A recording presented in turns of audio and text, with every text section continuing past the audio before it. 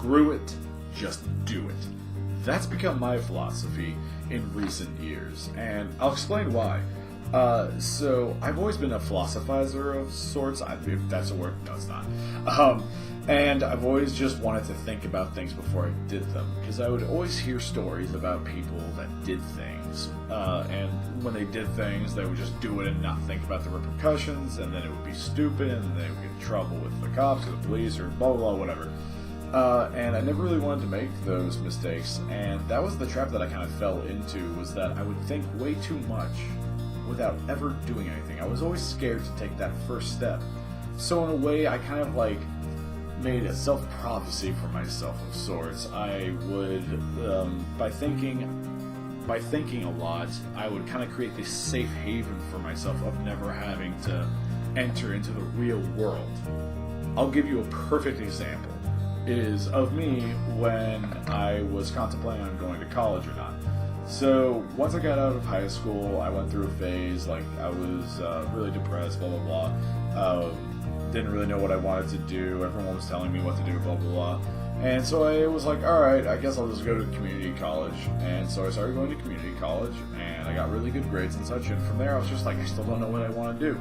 So then I was like, okay, well, let me look to see if I could actually go to college, and I'm on loans. I can't really afford to be here, but I'm on loans and grants and scholarships.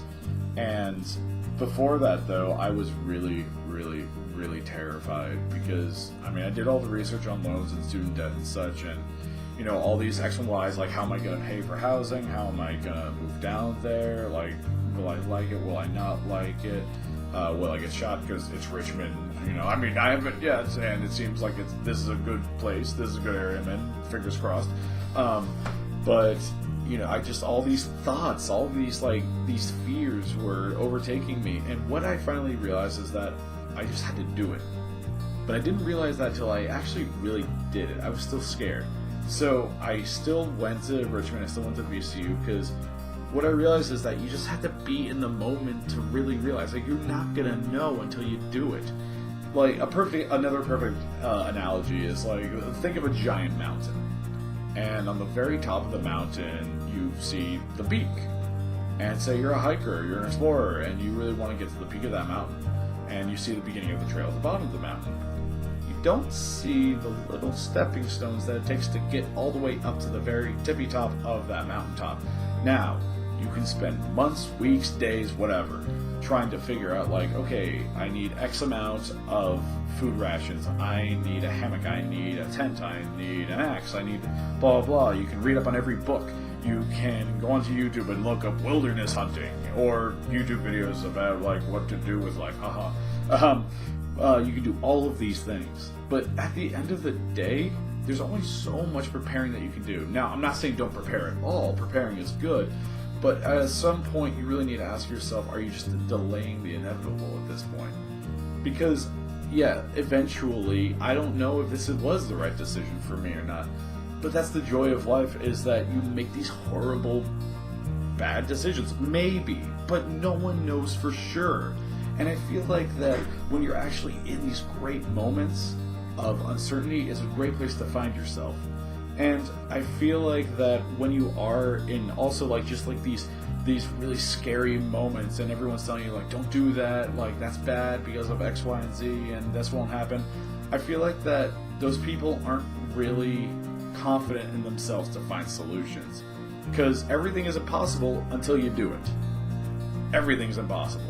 So I feel like that no one has really ever, like, given themselves a shot, really. I don't feel like that anyone's really, like, ever tried to get out and, like, put themselves into a shit situation trying to get themselves out. Like, it's only the people who have been in shit situations who have defied the impossible. You know, like J.K. Rowling. I think she was living on 60 pounds a week or something like that. She didn't want to be in there.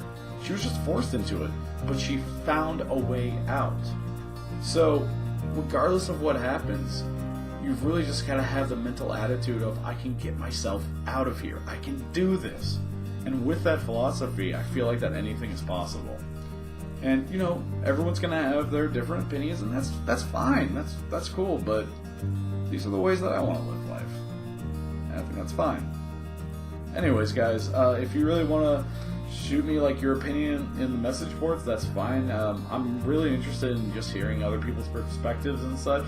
And yeah, I'm glad to have made this video, and I hope you all have a good one. And I'll see you later. Bye.